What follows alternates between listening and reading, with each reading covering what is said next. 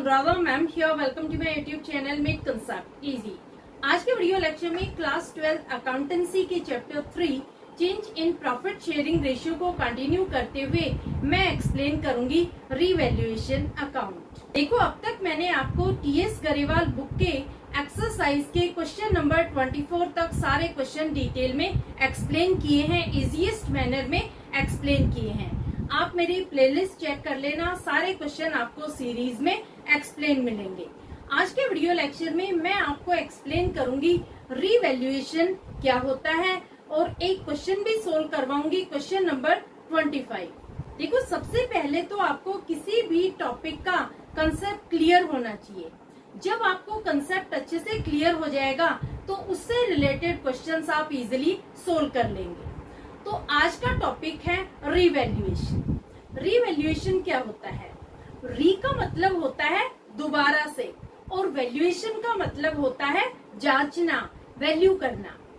देखो, जब फर्म को रिकंस्टिट्यूट किया जाता है, जब फर्म का प्रॉफिट शेयरिंग रेशियो चेंज होता है, तो फर्म की एसेट्स और लायबिलिटीज को दोबारा से वैल्यू किया जाता है, दोबारा से उनको एसेस किया जाता है।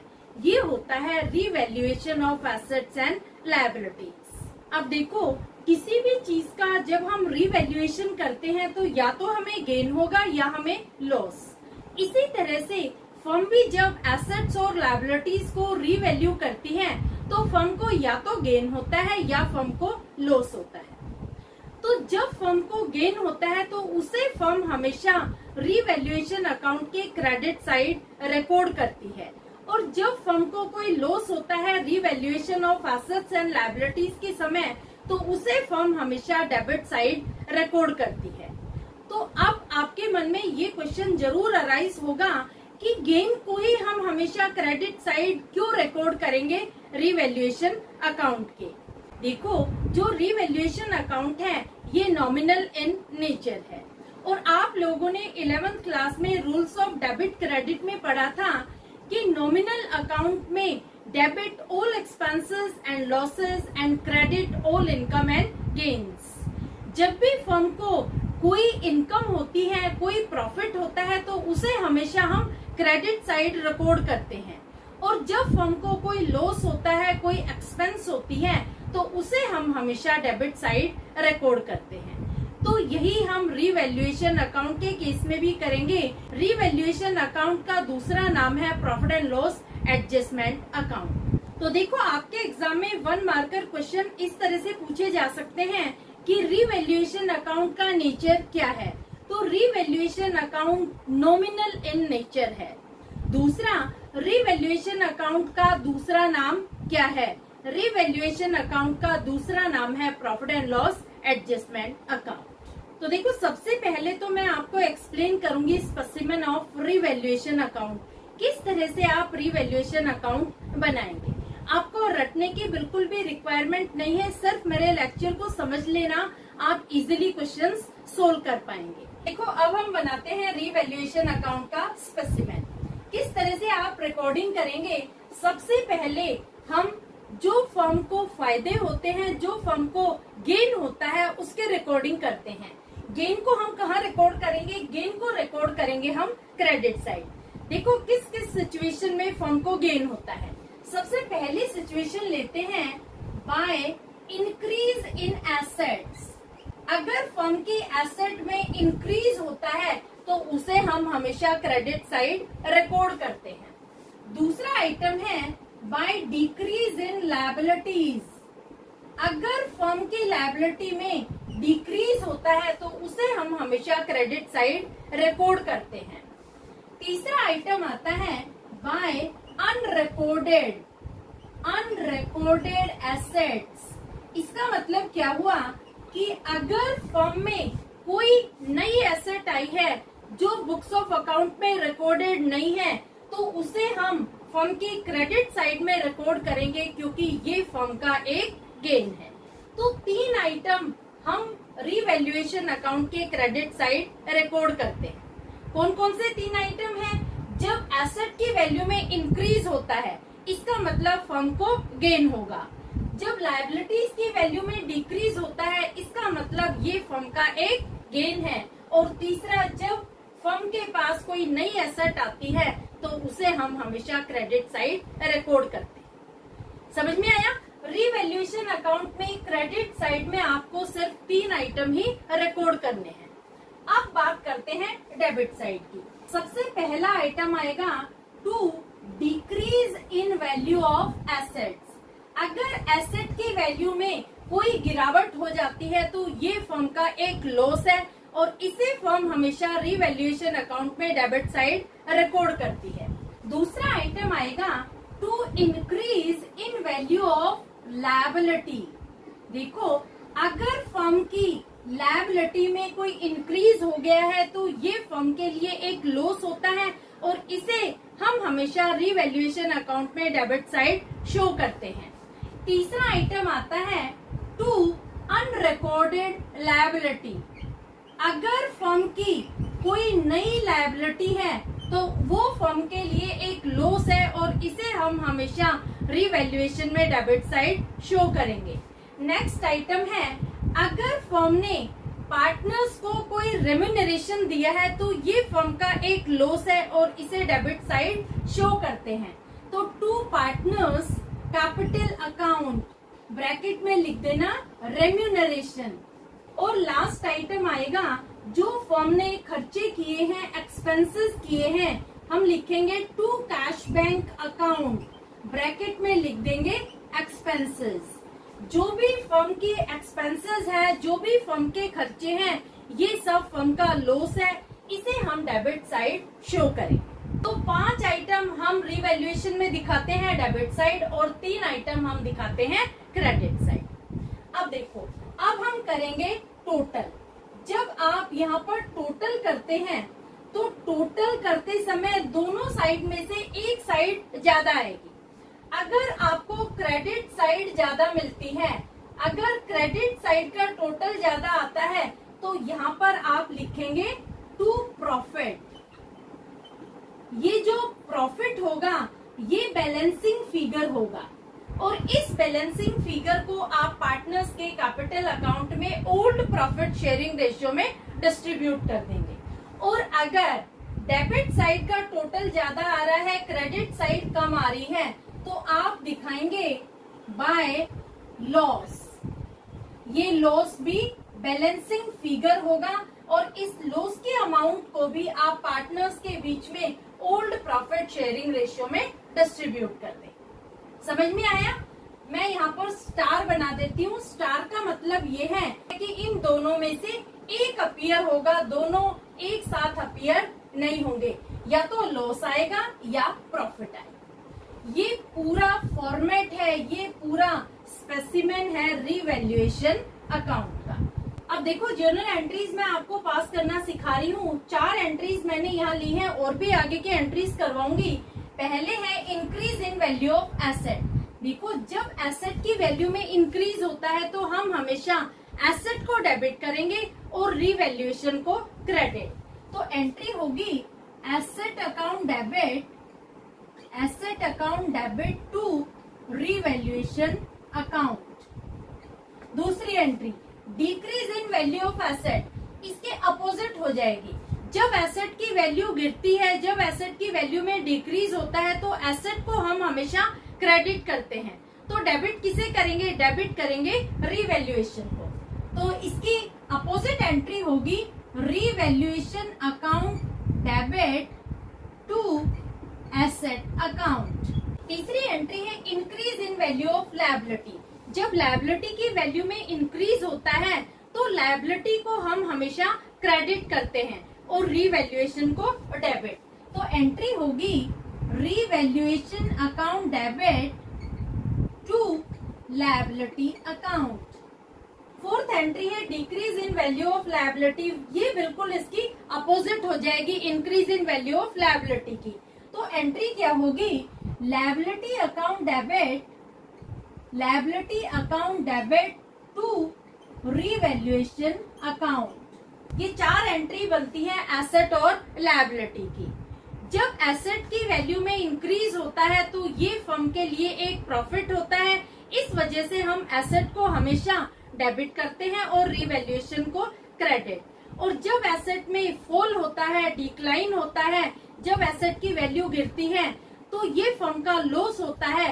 इस वजह से रीवैल्यूएशन को हम डेबिट करते हैं और एसेट को क्रेडिट। इसी तरह से जब लायबिलिटीज की वैल्यू में इंक्रीज होता है तो ये फर्म का एक लॉस होता है, तो हम रीवैल्यूएशन को डेबिट करते हैं और लायबिलिटी को क्रेडिट। इसके अपोजिट होगी, जब लायबिलिटी की वैल्यू में फॉल होता है तो इसका मतलब ये फर्म को एक गेन हो रहा है। तो जब फर्म को गेन होता है तो हम लायबिलिटी को डेबिट करेंगे और रीवैल्यूएशन को क्रेडिट। अब देखो 4 एंट्री तो मैंने स्पेसिमेन में से यहाँ क्लियर कर दी। पहली क्या है, increase in value of asset, ये क्लियर हो गई। दूसरी डिक्रीज इन एसेट, ये क्लियर हो गई। तीसरी इंक्रीज इन लायबिलिटी, ये बन गई। और चौथी डिक्रीज इन लायबिलिटी। ये चारों एंट्री तो हम स्पेसिमेन में से पास कर चुके हैं। अब 2 एंट्री है अनरिकॉर्डेड एसेट और अनरिकॉर्डेड लायबिलिटी की। देखो अनरिकॉर्डेड एसेट की एंट्री आप सेम एंट्री पास कर सकते हैं जो आपने increase in value of asset pass की है। सिर्फ आपको एसेट की जगह पर अनरिकॉर्डेड एसेट लिखना होगा। तो ये एंट्री हो जाएगी unrecorded asset account debit to revaluation account. और अगर अनरिकॉर्डेड लायबिलिटी गिवन है क्वेश्चन में, तो आपको सेम एंट्री पास करनी होगी जो आपने increase in value of liability की रिकॉर्ड की है। एंट्री हो जाएगी revaluation account debit to unrecorded liability. Liability की जगह पर आप लिख देंगे अनरिकॉर्डेड लायबिलिटी। तो 6 एंट्री यहाँ से क्लियर हो गई स्पेसिमेन में से। अब बची है 2 एंट्री, एक है पार्टनर्स कैपिटल की और दूसरी है कैश बैंक की। अब देखो 5th एंट्री, अगर फर्म ने पार्टनर को रेम्यूनरेशन दिया है तो एंट्री क्या होगी, revaluation account debit to partners capital account. Next entry है, अगर फर्म की कोई एक्सपेंसेस हुई है, फर्म ने ही बॉन्ड की है और फर्म ने ही पे की है, तो एंट्री होगी revaluation account debit to cash bank account. Bracket में लिख देना एक्सपेंसेस और यहाँ पर आप ब्रैकेट में लिख देना रेम्यूनरेशन। अब देखो रेम्यूनरेशन और एक्सपेंसेस, ये एंट्री भी आपको क्लियर होगी। अब देखो 2 आइटम बचे हैं, या तो फर्म को प्रॉफिट होगा या फर्म को लॉस होगा। अगर फर्म को प्रॉफिट होता है तो क्या एंट्री आप पास करेंगे, एंट्री होगी revaluation account debit to partners capital account. Profit के लिए एंट्री होगी revaluation account debit to partners capital account.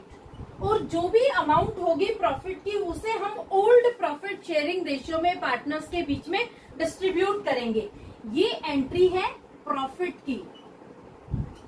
और अगर फर्म को लॉस इनकर होता है तो इसकी अपोजिट एंट्री हो जाएगी। एंट्री क्या होगी, partners capital account debit to revaluation account. तो ये सारी एंट्रीज पास होती है रीवैल्यूएशन अकाउंट के क्वेश्चन में। तो कंसेप्ट आपको अच्छे से क्लियर हो गया, जर्नल एंट्रीज किस तरह से हम पास करते हैं रीवैल्यूएशन अकाउंट में और क्या स्पेसिमेन होता है रीवैल्यूएशन अकाउंट का।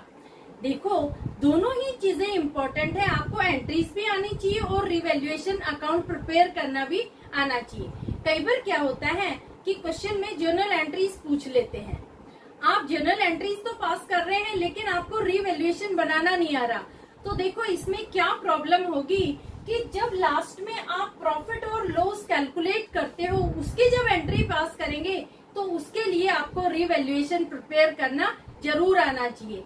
जब आप एंट्रीज भी पास करते हैं तो आप रफ वर्किंग नोट में रिवैल्यूएशन जरूर बनाएंगे, तभी आपको प्रॉपर अमाउंट मिलेगी, सही अमाउंट मिलेगी, एक्यूरेट अमाउंट मिलेगी प्रॉफिट या लॉस की। उसे आप डिस्ट्रीब्यूट करेंगे पार्टनर्स के कैपिटल अकाउंट में ओल्ड प्रॉफिट शेयरिंग रेशियो। अब मैं आपको क्वेश्चन करवा रही हूँ टीएस गरेवाल का क्वेश्चन नंबर 25 जो रिवैल्यूएशन अकाउंट पर बेस्ड है। Question number 25 is Ashish, Akash and Amit are partners sharing profits and losses equally. The balance sheet as at 31st March 2023 was as follows. Liability side है sundry creditors, general reserve, capital account of Ashish, Akash and Amit. Asset side है cash in hand, cash at bank, sundry debtors, stock, land and building, machinery and advertisement suspense account. The partners decided to share profits in the ratio of 2:2:1 with effect from 1st April 2023. They also decided that value of stock to be reduced to ₹1,25,000. Stock की value कम हो गई है यानी firm को loss हुआ है। Value of machinery is to be decreased by 10%। Machine की वैल्यू भी डिक्रीज हुई है 10% से, ये भी फर्म का लॉस है।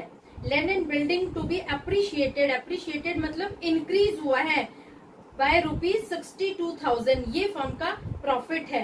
Provision for doubtful debts to be made at the rate of 5% on sundry debtors.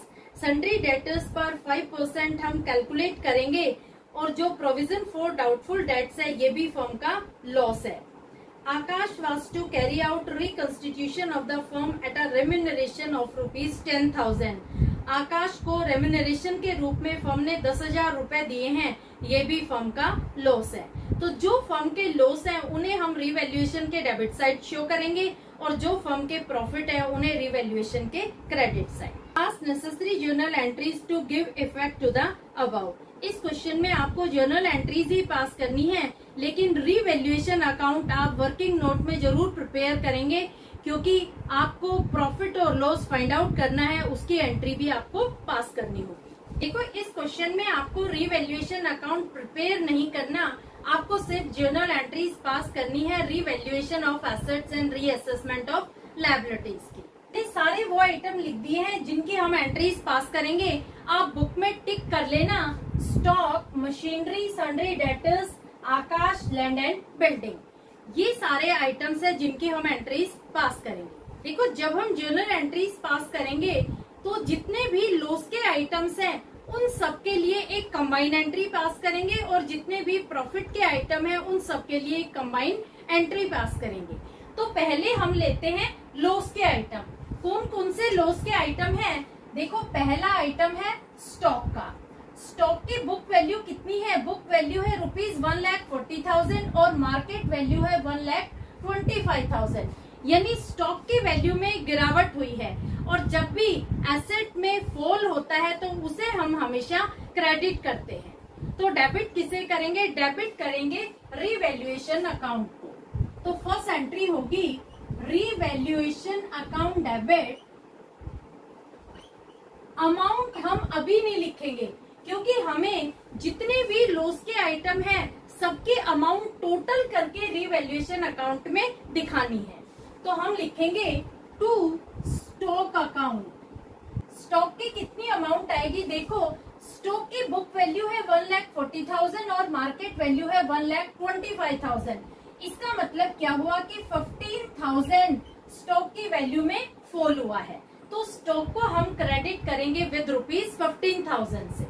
दूसरा लॉस का आइटम है मशीनरी। मशीनरी की वैल्यू में 10% का डेप्रिसिएशन हमें कैलकुलेट करना है। डेप्रिसिएशन फर्म के लिए एक लॉस होता है।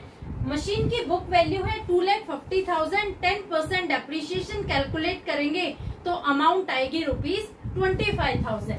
तो हम लिखेंगे to machinery account, amount is ₹25,000।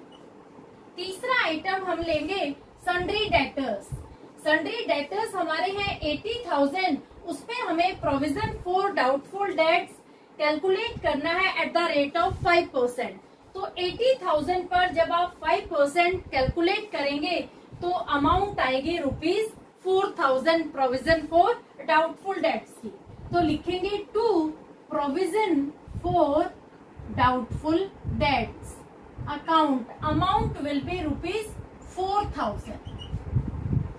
अब देखो आकाश को फर्म ने रेम्यूनरेशन दिया है ₹10,000 का, ये भी फर्म का एक लॉस है। तो हम लिखेंगे to partners capital account, bracket में लिख देंगे रेम्यूनरेशन और इसके अमाउंट होगी ₹10,000। ये सारे आइटम हैं लॉस के। अब देखो हम इन सब का टोटल करते हैं। टोटल आ रहा है ₹54,000। ये हम दिखाएंगे रिवैल्यूएशन अकाउंट डेबिट में।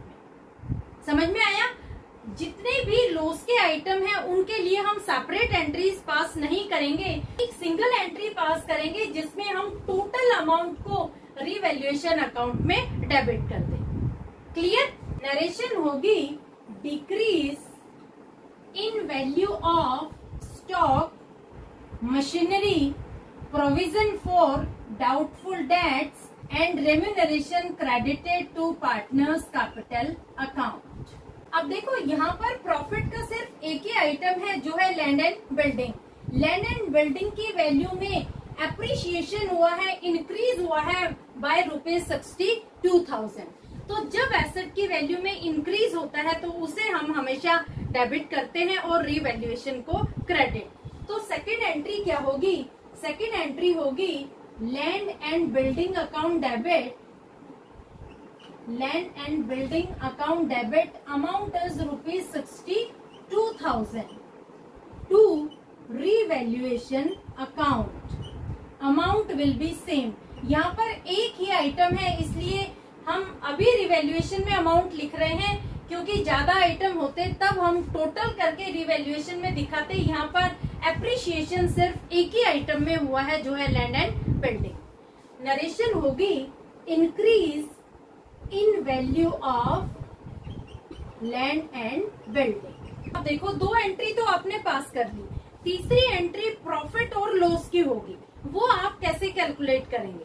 देखो उसके लिए आप रफ वर्किंग नोट बनाएंगे। रिवैल्यूएशन अकाउंट का अभी मैंने आपको स्पेसिमेन एक्सप्लेन किया था कि जो भी फर्म के लॉसेस होते हैं उन्हें हम डेबिट साइड शो करते हैं और जो भी फर्म की इनकम होती है, गेन होते हैं, उन्हें हम क्रेडिट साइड शो करते हैं। फिर हम बैलेंस निकालते हैं। अगर टोटल क्रेडिट साइड का ज्यादा आता है इसका मतलब फर्म ने प्रॉफिट कमाया है, और अगर टोटल डेबिट साइड का ज्यादा आता है इसका मतलब फर्म को लॉस हुआ है।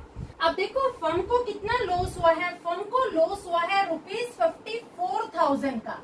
ये 54,000 हम रिवैल्यूएशन अकाउंट में डेबिट साइड लिख देंगे। फर्म को प्रॉफिट कितना हुआ है? प्रॉफिट हुआ है फर्म को 62,000 का। इसे हम रिवैल्यूएशन के क्रेडिट साइड लिख देंगे। अब देखो हम टोटलिंग करते हैं। टोटलिंग में 62,000 जो क्रेडिट बैलेंस है वो ज्यादा है।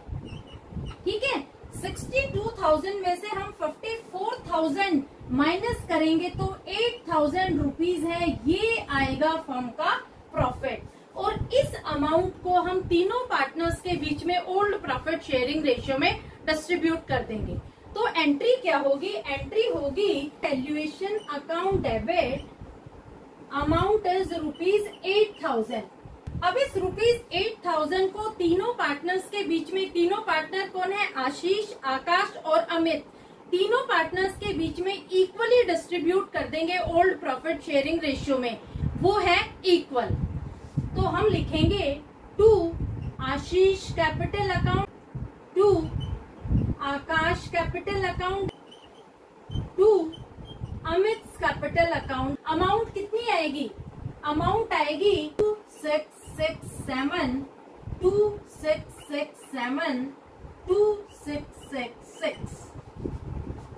8,000 को हम तीनों पार्टनर्स के बीच में ओल्ड प्रॉफिट शेयरिंग रेशियो में डिस्ट्रीब्यूट कर दें। क्लियर?